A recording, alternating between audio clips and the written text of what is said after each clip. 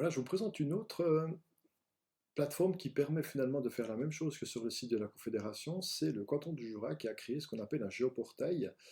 Je l'avais mis en lien ici sur mon site internet, je vais simplement chercher sous géoportail. Voilà, j'arrive hein, sur cette plateforme, je vais accéder au géoportail et je vais ouvrir voilà, je vais supprimer ça, je vais ouvrir ici hein, eh bien, une image du canton du Jura. Et en fait, ce qui est intéressant, c'est qu'on peut faire exactement la même chose qu'avec le site de la Confédération, mais que pour le canton du Jura. Mais vous allez retrouver hein, des éléments qui permettent de mettre des points, de dessiner une ligne, de faire une forme libre, de rajouter du texte, d'entourer un quartier. Donc vous pouvez faire exactement la même chose. On peut aussi, hein, par exemple, montrer ici un profil, si on a envie de savoir, hein, je ne sais pas quel est le profil qu'il y a entre Lémont et Port-Rentruy, par exemple, ben voilà, vous allez vous rendre compte qu'on passe par les Rangiers, hein, voilà, il y a un certain dénivelé, donc on passe jusqu'à 931 mètres d'altitude, et puis on peut suivre hein, finalement bien l'altitude hein, à laquelle on se trouve, au terrain, en surface, voir qu'il y a un peu plus de 20 km entre ces deux lieux. C'est une manière aussi de voir les choses. Donc vous pouvez relier hein, en deux points eh bien, sur cette carte. Je ne sais pas si vous allez faire un tour en vélo, puis vous aimeriez savoir quel dénivelé il y a, ben, c'est un moyen de le faire par exemple. Si on s'intéresse de nouveau à notre commune de Port-Rentruy, puisque hein, je me suis intéressé à Port-Rentruy, soit je tape 2900 ici et puis je tombe sur Port-Rentruy, mais comme c'est moins compliqué que pour la Suisse, hein, j'y vais simplement avec le zoom, je retrouve ici hein, ma commune de Port-Rentruy. Et si j'accède plus proche, je vais voir à un moment donné apparaître un certain nombre d'informations.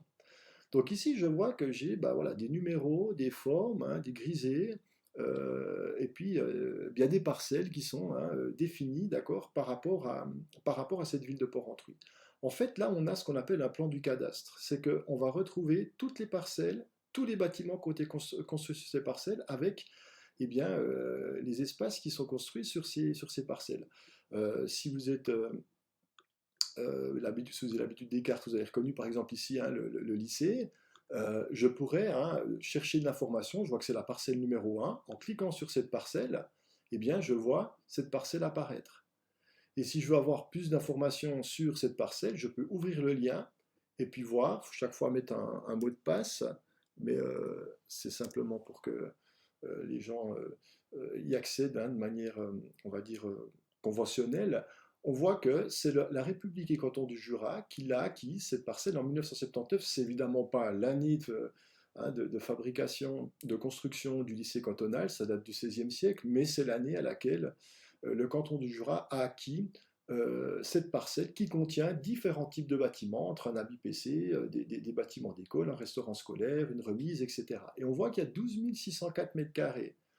Un hectare égale 10 000 mètres carrés. Il y a un peu plus d'un hectare hein, sur cette parcelle ici qu'on a mis en évidence. Et vous pouvez faire la même chose hein, sur votre maison. Si je reprends ici hein, ma maison, puisque c'est l'exemple que je vous avais donné hein, auparavant, on reconnaît la parcelle ici, ben moi je suis au numéro 5 de cet espace. Or, ça a pris le petit chemin, mais peu importe. Hein. En parallèle, si j'ouvre le lien, je vais voir, donc 5001, voilà, j'ouvre, je vais voir que c'est bien moi-même et mon épouse qui avons acquis, hein, chacun avec une demi-part, en 2007, cette parcelle. Nous y avons construit une maison sur un terrain qui a 962 mètres carrés à l'adresse que vous avez ici.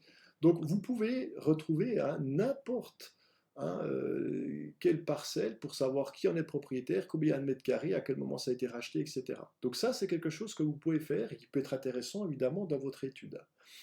Donc vous avez toute une série d'outils qui sont hein, du même niveau que ce qu'on a finalement sur le site de la Confédération. Ce qui est intéressant en plus, c'est qu'on peut avoir une utilisation du sol en mettant en évidence ici des cartes de manière ciblée. Par exemple, je pourrais utiliser la carte de l'aménagement. Et puis je vais voir apparaître ici eh bien, une carte de l'aménagement de la ville de Port-Rentruy. Ce qui est intéressant, c'est qu'en fait, chaque couleur correspond à l'utilisation d'une zone.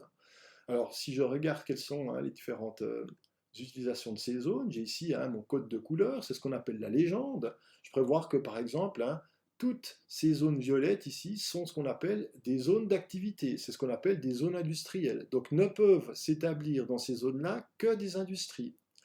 Si je regarde par exemple, hein, voilà, si vous êtes physiologiste, vous voyez ici qu'on est dans la zone où il y a hein, bah, la patinoire, la piscine, le tennis, sur une zone un peu rose comme ça. Les zones roses, ce sont bien des zones de sport et de loisirs. On voit ici hein, le terrain du tirage avec la salle du Bannet, ensuite on a l'Oiselier ici, enfin, pardon, là c'est le Bannet juste au-dessus, mais ça c'est des installations sportives hein, du Bannet, de l'Oiselier et puis du tirage, ce sont bien des zones de sport et de loisirs. Où j'habite, c'est bien en jaune, une zone d'habitation. Quand vous avez des zones qui sont brunes, ce sont des zones mixtes. Vous aurez à la fois du commerce, de l'artisanat et puis de l'habitation. Et puis au centre-ville, on est ce qu'on appelle dans la zone centre. On a aussi ici une zone mixte où vous aurez du commerce, du restaurant, des bureaux, des écoles et des habitants, évidemment, dans ces zones-là.